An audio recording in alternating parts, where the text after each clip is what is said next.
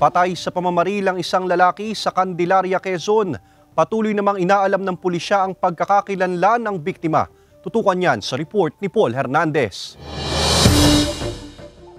Sa liblib at madamong bahagi ng sagingan na ito sa Malabanban Norte, Candelaria, Quezon, nakitang wala ng buhay ang hindi pa nakikilalang lalaki na pinagbabaril umano sa ulo linggo ng gabi. May natagpuan ding motorsiklo malapit sa bangkay na pinaniniwala ang sinakyan pa ng biktima. May na-recovering 3 basyon ng kalibre 45 sa crime scene. So possibly yan sir, nag-beat up or sabihin sir natin na doon nagpangita or doon na inabangan. So yun nga, nagkaroon ng di inaasahang pangyayari. Maliban sa suot nitong dilaw na t-shirt at blue na shorts, wala nang ibang pagkakakilanlan ng lalaki na sa tansya ng pulisya ay nasa 20 hanggang 30 anyos ang edad, katamtaman ng pangangatawan at may taas na 5'2 hanggang 5'4. Blanco pa ang mga otoridad sa motibo ng pamamaril sa biktima.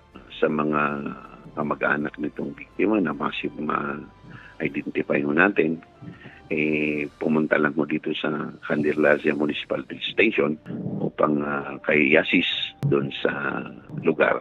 Nakikipagtulungan na rin ang pulisya sa mga karatig bayan para sa ikatutugis ng salarin sa krimen. Nagpapatuloy pa ang investigasyon. Paul Hernandez, Balitang Southern Tagalog.